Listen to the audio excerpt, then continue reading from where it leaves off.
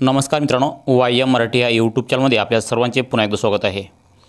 तर मित्रांनो, आता बांधकाम कामगारांना स्कॉलरशिप असेल किंवा कुठल्याही योजना असतील, आता महाराष्ट्र इमारत व इतर बांधकाम कामगार कल्याणकारी मंडळामार्फत अशा तमाम योजना बऱ्याचशा योजना या ठिकाणी राबवल्या जातात। परंतु मोजक्याच बांधकाम कामगारांना हे 1 लाख रुपये असतील, 20,000 रुपये असतील, 30,000 रुपये असतील त्यांच्या ह्या बँक अकाउंटवर जमा होतात। बरेच बांधकाम कामगार जे आहेत ते स्कॉलरशिपपासून वंचित आहेत, त्यांना मुलांना त्यांच्या स्कॉलरशिप भेटत नाही आहे। त्यांनी अर्ज केलेले आहेत, परंतु तरी पण त्यांना जे आहे ते त्यांची स्कॉलरशिप त्यांच्या अकाउंटवरती जमा होत नाही आहे। आता ह्याचं कारण काय असणार आहे आणि त्यामुळे का भेटत नाहीत पैसे, त्यांना कशामुळे भेटत नसणार आहेत, हे संपूर्ण माहिती सांगणार आहे आजच्या व्हिडिओमध्ये। तुम्हाला पैसे कसे भेटतील आणि तुमच्या अकाउंटवर कधी जमा होतील। आता बऱ्याच बांधकाम कामगाराचे SBI म्हणजे स्टेट बँक ऑफ इंडियाचं खातं असेल आणि बँक ऑफ इंडियाचे खाते असतील, त्यांच्याकडे ATM कार्ड, त्यांचं बँकेचं जे काही असतील त्यांचं संपूर्ण IFSC कोड, बँकेचं जे असेल ते त्यांच्याकडे डॉक्युमेंट असतील, परंतु त्यांच्या बँक अकाउंटमध्ये हे स्कॉलरशिपचे 1 लाख रुपये असतील, 20,000 रुपये असतील किंवा डिलिव्हरीचे जे असतील पैसे, आता भरपूर योजना आहेत। तुम्हाला थोडक्यात सांगायचं म्हणलं तर ते योजनेचे पैसे तुमच्या अकाउंटवरती का येत नाहीत, बऱ्याच दिवसापासून पेंडिंग अर्ज आहेत। तर या ठिकाणी पहा, पहिल्या विवाहाच्या खर्चासाठी रुपये 30,000 रुपये भेटतात। ह्यासाठी पण बऱ्याच बांधकाम कामगारांनी जे आहे ते अर्ज केलेले आहेत 30,000 रुपयासाठी, पण त्यांना हे 30,000 रुपये भेटलेले नाही। त्यांचे अर्ज जे आहे ते पेंडिंगमध्ये आहेत, त्यांच्या अकाउंटवरती हे 30,000 रुपये आलेले नाही आहेत। आता हे काल मी तुम्हाला सांगितलं की भरपूर जणांनी या ठिकाणी अर्ज केलेले आहेत, परंतु त्यांना हे पैसे भेटलेले नाहीत। आता एक योजना अशी आहे की महाराष्ट्रातील जे नोंदणीकृत बांधकाम कामगार आहेत त्यांच्या बांधकाम कामगाराच्या वैद्यकीय पदवीकरिता 1 लाख रुपये भेटतात। त्यानंतर अभियांत्रिक पदवीकरिता 60,000 रुपये त्यांच्या बँक अकाउंटवर जमा होतात। परंतु असे बरेचसे बांधकाम कामगार आहेत, 1-2 वर्ष झालं त्यांना अद्यापही या योजनेचा किंवा स्कॉलरशिपचा लाभ भेटलेला नाही आहे। तर कशामुळे भेटत नाही आहे, काय कारण असणार आहे, असे बरेचसे प्रश्न अशा बांधकाम कामगाराच्या मनामध्ये उद्भवत आहेत।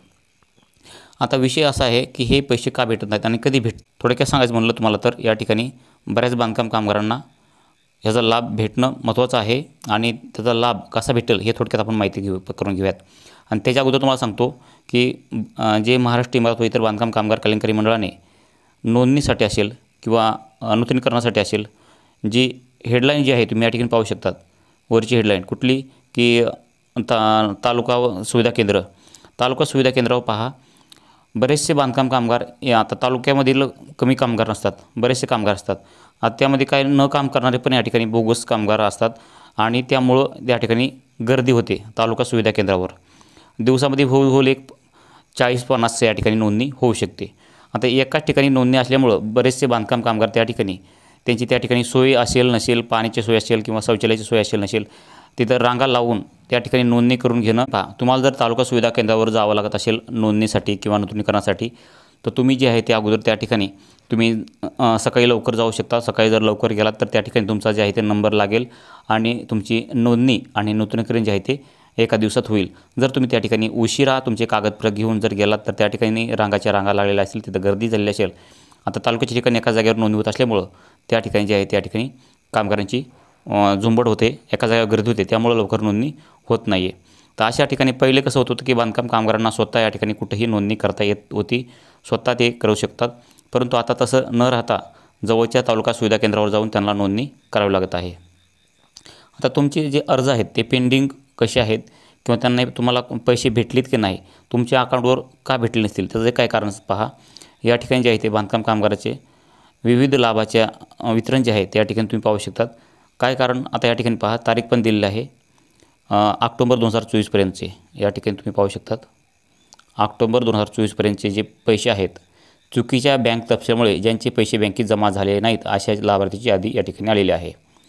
तर या ठिकाणी ज्याही बांधकाम कामगारांनी या ठिकाणी कुठलाही या ठिकाणी अर्ज केला असेल, थोडक्यात या ठिकाणी पाहू शकता स्कॉलरशिपसाठी जे पैसे मिळतात त्यासाठी पण अर्ज केला असेल, त्यांना पैसे भेटले नसतील, तर या ठिकाणी पहा, तुमचं चुकीचं बँक तपशील दिल्यामुळं तुमचं बँक असेल, स्टेट बँक ऑफ इंडिया असेल किंवा बँक ऑफ इंडिया असेल, महाराष्ट्र ग्रामीण असेल, कोणती या ठिकाणी बँक असेल, तर त्या बँकेमध्ये पैसे जर जमा झाले नसतील तर नक्कीच तुमच्या या ठिकाणी हेही कारण असू शकतं की चुकीचं बँक तपशील दिल्यामुळं एखाद्या वेळेस ते पण कारण असू शकतं किंवा अदर दुसरं कुठलं कारण असू शकतं, परंतु ते सांगता येणार नाही। परंतु तुम्ही एक बार हे चेक करू शकतात की या ठिकाणी तुम्ही पाहू शकतात की या ठिकाणी जी आहे तुमची नावाची लिस्ट या ठिकाणी दिलेली आहे।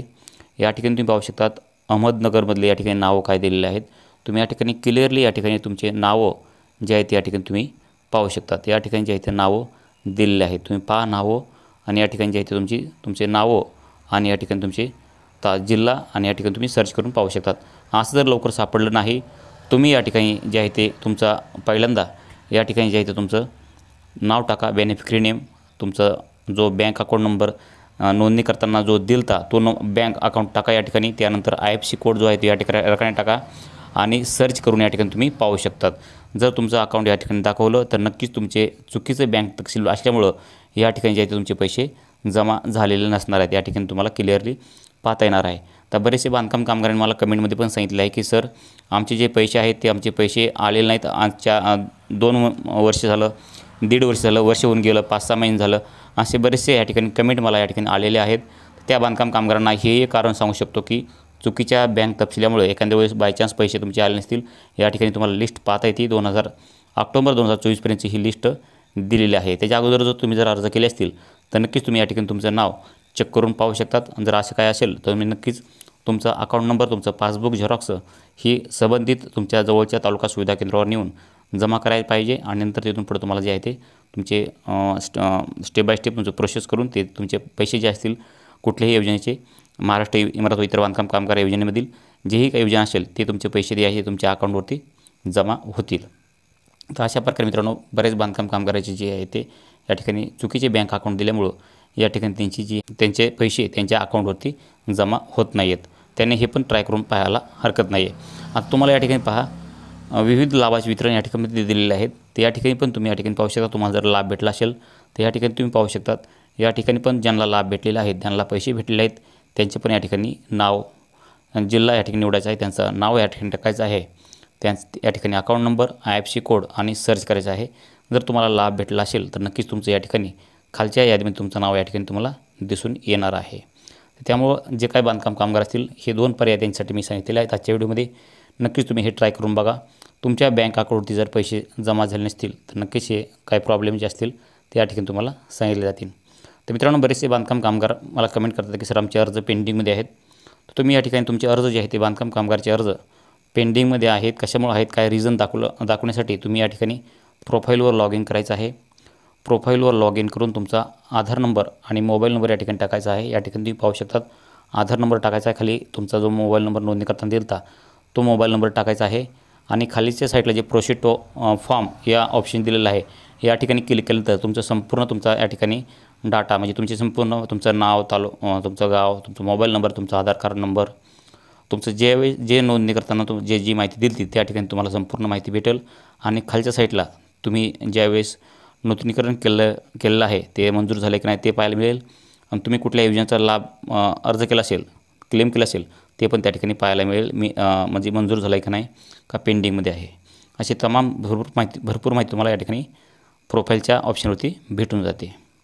तर अशा प्रकारे तुम्हाला मित्रांनो भरपूर माहिती तुम्हाला सांगितलेली आहे आजच्या व्हिडिओमध्ये। तुमचे पैसे आले असतील किंवा पैसे नसतील आले तरी पण तुम्ही हे 2 ऑप्शन चेक करू शकतात आणि तिसरा ऑप्शन म्हणजेच तुमची या ठिकाणी प्रोफाईल लॉग इन करून तुमची संपूर्ण माहिती तुम्ही त्या ठिकाणी तपासू शकतात। पेंडिंग आहे आणि किंवा रिजेक्ट झालं असेल तर कारण काय आहे ते त्या ठिकाणी तुम्हाला दाखवलं जातं आहे।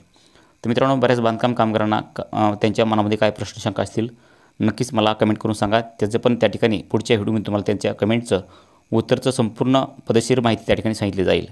तर मित्रांनो थोडक्यात ही माहिती तुम्हाला आवडली असेल की पैसे आले नसतील तर काय करायचं आहे, कुठलं ऑप्शन निवडायचं आहे किंवा चुकीचं बँक अकाउंट जर दिलं असेल तर काय करायचं आहे, कसं चेक करायचं आहे, ही संपूर्ण माहिती तुम्हाला नक्कीच समजली असेल। तर मित्रांनो असेच व्हिडिओ पाहण्यासाठी चॅनलला सबस्क्राईब करा। भेटूयात पुढच्या व्हिडिओमध्ये। तुमच्या मनामध्ये काही प्रश्न शंका असतील तर या ठिकाणी कमेंटमध्ये सांगायला विसरू नका। तर या ठिकाणी बांधकाम कामगारांनी बरेचसे अर्ज केले असतील त्यांनी या ठिकाणी कमेंट करून सांगायचे की तुम्हाला कुठली अडचण आहे। तर मित्रांनो चॅनलला सबस्क्राईब केलं असेल तर चॅनलला सबस्क्राईब करून व्हिडिओला लाईक करा। भेटत पुढच्या व्हिडिओमध्ये, तोपर्यंत जय हिंद, जय महाराष्ट्र।